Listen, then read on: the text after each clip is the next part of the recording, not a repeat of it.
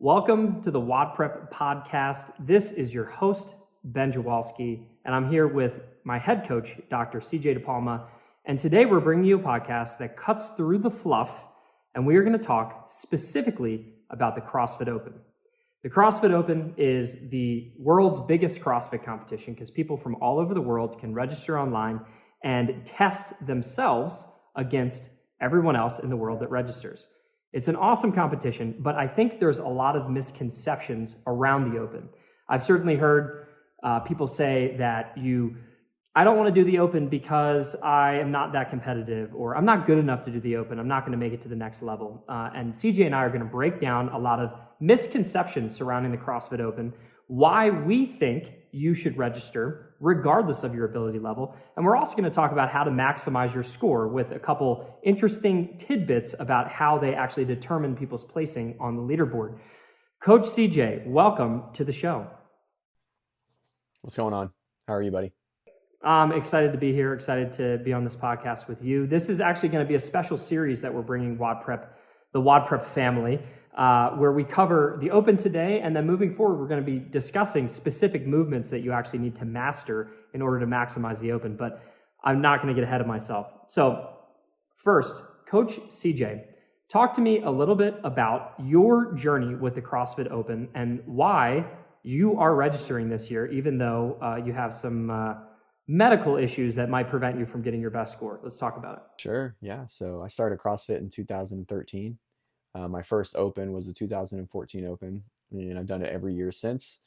I lied. I didn't do it in 15. I broke my wrist like the week before, missing a clean. But other than that, I've done it every year since. And it's my favorite time of the year, right? It's the most stressful time of the year from a work and personal perspective, but I love it. And I think it really is the true grassroots, like cornerstone of this, portion of the world that we're in. And I think it's very important that, that I do it. It's part of my job. I love competing. I love the camaraderie. I love the communication or the community that we build and the friendships that we've gained, over the years. We all do it together and we compete and we measure against each other and we talk shit and it's the best. And so, during the Open last year, I had some pretty big health stuff pop up.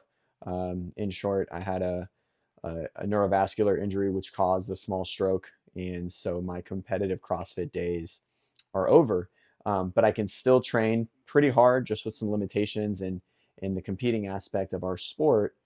You can't compete. I can't just be like, oh, hey guys, I can't do handstand push-ups. Can we find another thing for me to go fast at? So, so even though I'm not able to do everything that is in the sport of CrossFit, I'm still going to sign up. I'm going to do the workouts the best that I can. I might have to do scaled or even foundations, depending on what the movement is. And but I'm going to do it because it's a part of who I am, and I think it's the best way to show support to this community, to this world that has given us so much, like a crazy amount of life and fruitfulness has come from, this CrossFit thing that we do.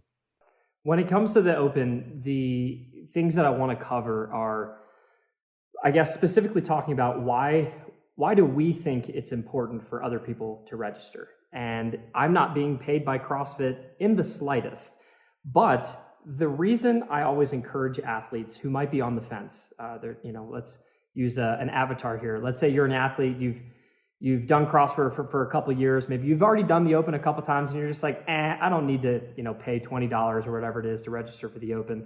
I'll just do the workouts on my own. Sure, that's great, but there's just something about the actual act of registering and putting forth your true best effort possible on any given workout that's released. I know that for myself personally, I train hard, and I've been training hard recently. Basically the past year, I've been training pretty hard, which is kind of new for me. I took a few years off. But I know that when the CrossFit Open comes around, there's something about when it's my time to go, whether that's a Friday night lights situation where you're basically doing these workouts in front of your whole gym community, or if you're just recording it in your garage gym. you know that the effort that you put forth is going to be your score reflected on on that leaderboard. And there's just something about saying, this is me and this is how fit I am, that pushes me to a level that I honestly sometimes didn't even know was possible. And I think that's the really important thing here, is that just a simple act of registering and, throwing $20 into the pot and saying, you know what, I'm going to go do the CrossFit Open to the best of my ability. When you're doing those workouts, it takes you to a place, to a depth, to an intensity that I rarely ever experience inside the gym day to day. Would you find that it's the same thing for you, CJ?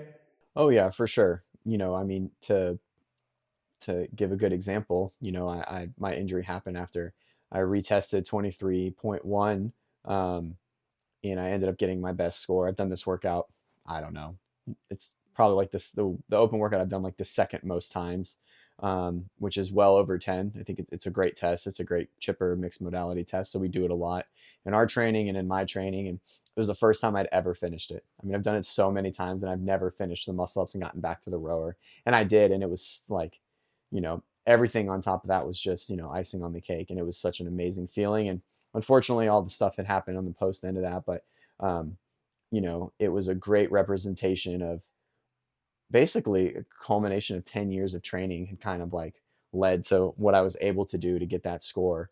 And yeah, I try not to think about it specifically too much. It hits me hard to know that I can't do that kind of stuff anymore. But, I now sort of live vicariously through you and the WODprep team and my athletes for sure. Right. I love watching them succeed, and I really encourage all of them, even the ones that aren't very, we coach a lot of athletes, and a lot of them, not a lot of them, some of them aren't really particular about doing the open, but I encourage them to do it.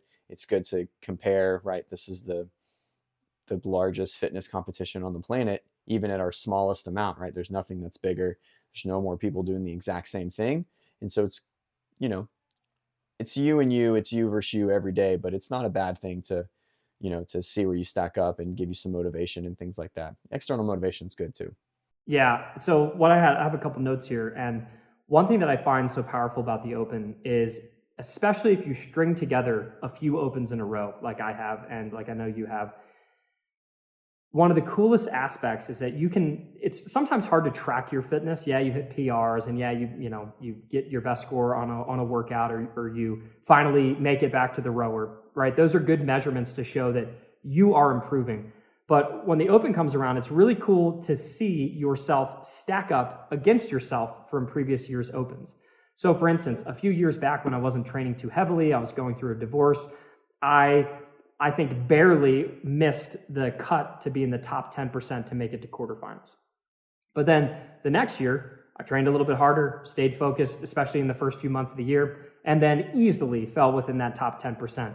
So it was cool to just see that tangible, there wasn't a retest between 2022 and 2023. There wasn't a retest there, but there was a significant improvement in my placement on the leaderboard, which showed, hey, I'm getting fitter. Even as I get older and deeper into my 30s, look at me. I just got fitter over the course of that year, and the results are undeniable. And then another awesome thing is, on the same thread of this comparison, is the Open gives you a chance to compare yourself against the rest of your gym and the rest of the world. So if you're an athlete like myself who prides themselves on making sure their movements are to standard, making sure you don't shave reps accidentally in the middle of your WODs in class, the Open is a great time to put a score that's been validated and judged and say, this is where I stack up. And the unfortunate thing is, you will see a lot of people who are class heroes, for whatever reason, not perform so well in the Open. And a lot of times it's just because they aren't keeping themselves to the standard that the CrossFit Open requires. So it's really cool for athletes, for WODprep athletes that I know are doing, full range of motion reps. They're not shaving reps. If anything, they might do an extra one or two. That's where you really shine in the Open, because you can truly put together a score that is validated and see where you stack up against yourself, against your own internal gym community. There's a lot of good rivalry there, against coworkers like CJ and I going back and forth the past few years in the Open, and against the rest of the world. So it's really cool that you can take this leaderboard and narrow it down to a lot of different things. I know they have various hashtag leaderboards that you can be a part of. So are you the fittest? Are you the fittest stay-at-home mom? Are you the fittest firefighter? You can see where you stack up against all these different kinds of leaderboards. We will have a hashtag WODprep leaderboard for sure. More details will come on that. But it's really cool. You get to see yourself stack up against yourself from year to year, against other people in your gym, and against the world. And the only true way to experience that, in my opinion, is to actually register and go through that full validation process from the people in your gym, or by recording a video and having it validated. So I think that's really powerful. Another thing I wanted to talk about, CJ, probably my number one reason for getting people to register for the Open is open magic. When I say open magic, I'll just leave that out there. What does that mean to you, CJ? Because I have a lot of opinions on this. I think open magic is this, the CrossFit is a very uniquely placed fitness endeavor in the world, okay? Because it has given the ability for athletes and people to be competitive for a lot of them the first time in their life, right? So I call it like a gamer, right? Like the athlete Allen Iverson, right? We talk about practice now. He just wants to play the game. Everyone wants to do the thing. They want to compete, right? And so when that situation comes, music's blaring, all the athletes and all your friends are pushing you, you're trying to get that one muscle up, right? And you finally get it. A lot of that has to come and comes from this open magic that you're talking about. The adrenaline, the oomph, right? You're so tweaked out on caffeine and pre-workout that, you pull a little harder, or you break the glass a little bit better, or whatever it may be, and you get that one rep, right? Or you make that lift and you hit a PR. And from a physiological standpoint, none of that makes sense, right? We shouldn't be able to hit PRs when we're really tired, but we do, right? We shouldn't be able to get on top of the rings for the first time on the back end of a chipper workout where we've done 50 toes to bar and 40 wall balls and 30 power cleans, right? It shouldn't, physiologically, it shouldn't work like that, right? But it does. And, the open magic is where that really drives, that ability. I can't even begin to count the amount of stories that I've heard from athletes, both within the WODprep community and then people who might just watch our videos online. The amount of people that get their first fill in the blank during the Open is magical, to say the least. That's the only word I can come up with. It's unbelievable what happens when you're in front of a bunch of screaming, co-gym members on a Friday Night Light, and you're in the middle of the workout and you go to hop up on that set of rings and you've gotten close a few times to getting a muscle up and you're tired, but you're exhausted. But for some reason, just having the energy of the Open gets people to get that first ring muscle up. I have a story for the podcast really quick. When I owned an affiliate back in 2013, there was a member at my gym. His name was Andrew. He couldn't do double unders, zero. And we've been working for a really long time. So Open workout comes up. I think it was the first one of the Open that year, 13.1, and there's double unders. So he comes in to Friday Night Lights saying, yeah, I'm gonna scale. I'll do the scale division. I'll do single unders. I was hoping to RX this year, but of course double unders came up. And I was like, Andrew, how about rather than scaling right off the bat, I just want you to try to do RX. I want you to try, and we can retest it later. You can do a scaled workout on Monday, no problem. But let's just try it and see how it goes. And he's been working on double unders for months and has never gotten one. And I like to pride myself on coaching double unders. And, that's my thing. And he still hadn't gotten any. And sure enough, 3, 2, 1, he gets on that rope for the double unders and he fails. And then on his third attempt, he gets a double under. And the crowd just erupts. And you can see this guy, he's kind of timid. You can see him just go, oh my gosh, I didn't think this was possible at all. And here I am. And then he actually went on to complete several rounds of that workout because he got a double under. He's like, all right, now I know how it feels like. Boom, he gets it again.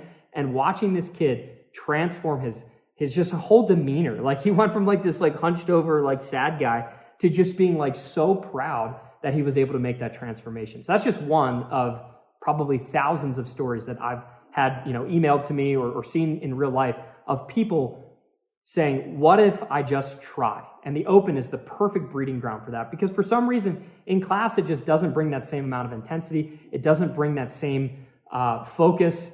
that same camaraderie. There's just something about the open. So if, as a listener, you have a muscle up that you're still trying to get your first one, or you want to finally be able to do double unders, or maybe you're trying to get that first handstand push-up, or whatever it is, the open is the time to try it, because there's just something incredible that happens. Now, sure, there's plenty of stories where people try and fail, but it's so much better to try and fail than to have not tried. So when it comes to the open, please register and just let the open run its course. See what kind of magic you can create, because some of the most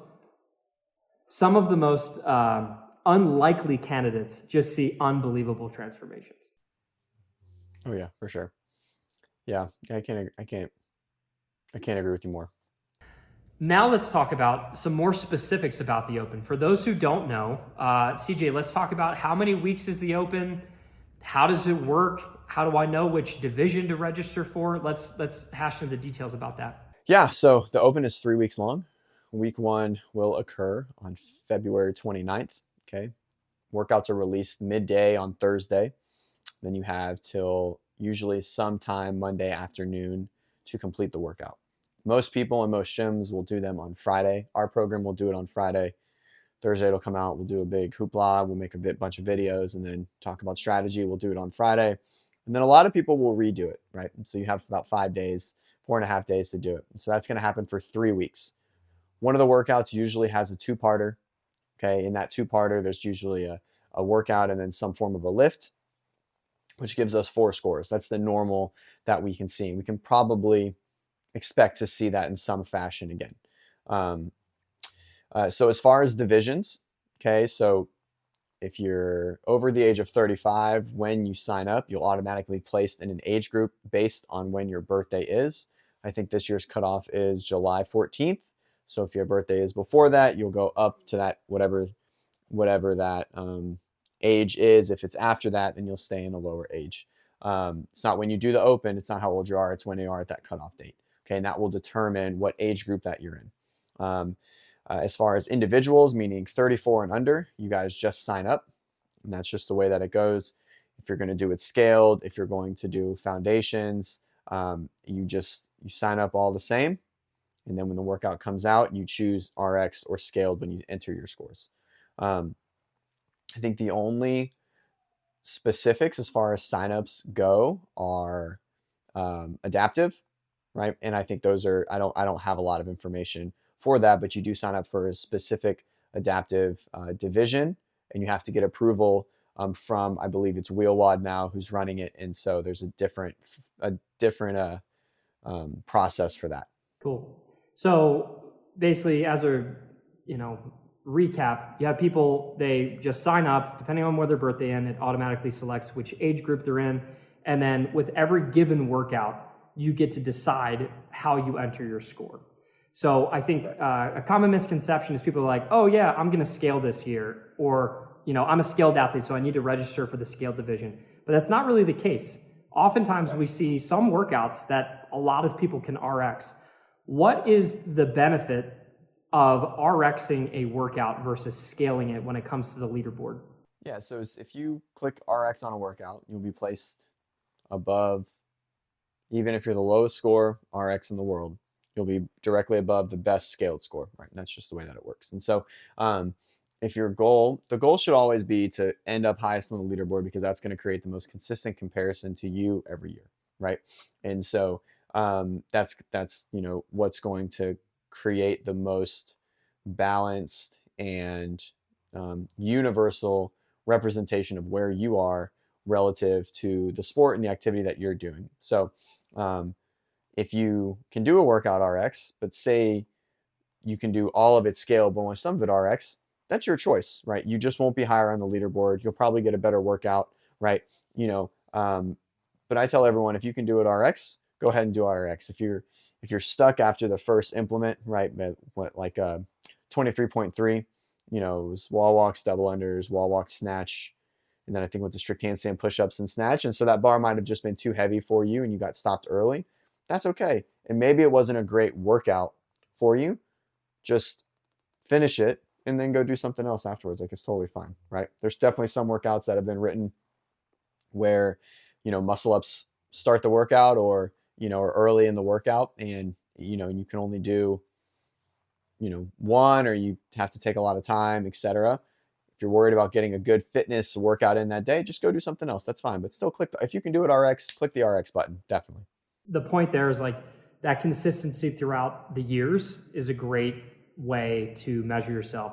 If you just hop into scaled because you're like, oh, I could crush this in the scaled division and I wouldn't get a great score in the RX division, you probably get a better workout. But in terms of like the true test of where you stack up against yourself and the others on the leaderboard, and and measuring yourself over the years, it's always best to do the hardest version of the workout that you can do and at least get one rep. Now, that being said, I do know some people that they tend to scale a lot of workouts and they would rather see themselves against all other scaled athletes.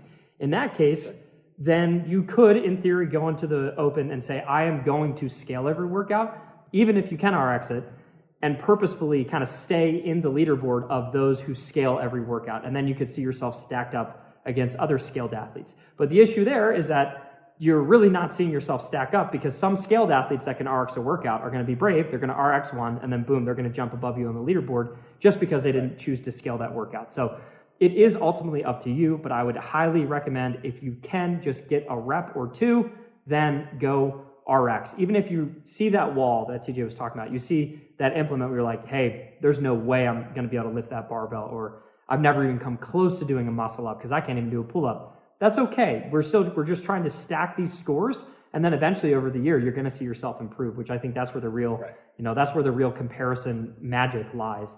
And like CJ said, you can always do the open workout, get your rep or two, and then like switch to the scale division and do the rest of the workout scaled. That's totally fine.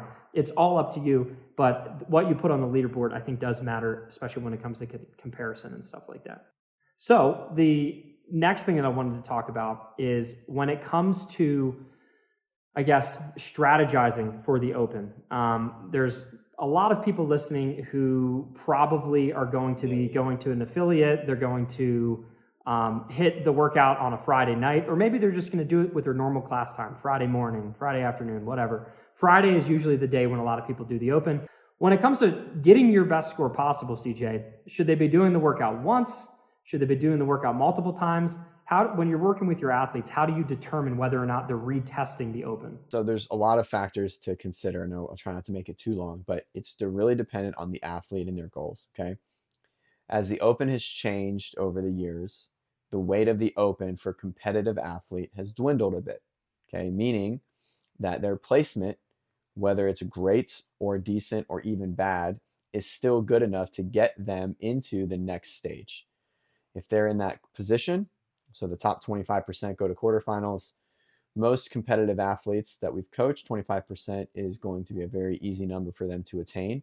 So we will not retest the workout unless something goes awry and they feel like it, or we feel like it's maybe a good training tool, right? Some workouts come out and they're really good training pieces, and so sometimes then we'll retest it. But for the most part, the only time that you want to retest is if your sole goal of the year is to put up your best score on each workout. Okay. We don't want to go into that workout on the first time with the thought of retesting, but we will almost certainly do better the second time, no matter what, unless it's just a pure muscular fatigue fitness limiter. And most of the time it's not anymore. We see too many things that have a lot of skill components and strategy components that you just learned quickly while you're in the workout, but maybe it was too late and then you redo it and then you get a lot better score, right? Like the shuttle run, burpee pull up, walking versus whatever, and so many people did better. And the chipper last year, not rowing hard, which for some reason is a big strategy. I guess I don't understand why it would be. Well, I don't know why you would row very hard, but for some people it was, right? So but there's really nothing except maybe some ego to put yourself higher on the leaderboard if you know you're going to go compete in quarterfinals in the next stage. Now if you are at that bubble, right, you're in the 70 to 80 percentile range, then you probably do need to do a repeat, right? You want to make sure that you're doing everything to get every point that you can to make sure that you're going to get on to the next stage if that's your goal, right? If your goal is to be the highest on the leaderboard to make it to a quarterfinal stage, then you should be planning for a repeat, attempt on Friday, recover, attempt on Monday, and that should be the plan, right? Um, and so during that 2 day time period, what we usually do is we'll re-strategize. We do we call a Sunday morning redo. And so we get on a call and we talk about different strategies that we may have seen that might have worked better than maybe our initial thoughts, and then you rework it. Maybe you make a little practice on Saturday to work on strategy or work on some technique, like maybe barbell cycling or something like that, and then you retest it on Monday. And you will almost, if you take a test and then you take that same test again in a week, you're probably going to do a lot better, right? Just because you know the questions. So same thing. This year is the first year where they've changed the amount of people or the percentile that qualifies you for the next round. So previously it was top 10% in your division made it to quarterfinals. Now it's top 25%. So this is opening the door in a big way to athletes that are like, kind of borderline RX athletes. Like if you can do a muscle up, if you can do handstand push-ups, things like that, then there's probably a really good chance you're going to find yourself on that bubble to make it to the next level, which is quarterfinals. In the next podcast, we're actually going to get into the details of how valuable some of these skills are and what skills will help you move to that quarterfinal level. But I just wanted to mention to everyone that this year is different. So it's really cool. There's a lot more opportunity for athletes to make it to quarterfinals. So many more people will be on that bubble. So that means a lot of people will probably want to retest. Like CJ said, if you're in that 70 to, whatever, if you're in the, top 30%, right? 30 to 25%, like somewhere around there, or 30 to 20% really. It's like you need to probably be retesting because it's going to be really easy with so many people gunning to bump you out of that top 25%. It's going to be easy to move out, but it'll also be just as easy to move in. So CJ mentioned that we have a redo call. And that, just to be clear, that is something that we have inside of our WODprep online programming. So if you join WODprep programming, you actually get access to a bunch of extra strategy. If you follow WODprep, or maybe you're new around here, we kind of crush the open. We release a lot of content during the open, and most of that content is completely free. You don't have to pay a dime to get any of it, just your email address, really.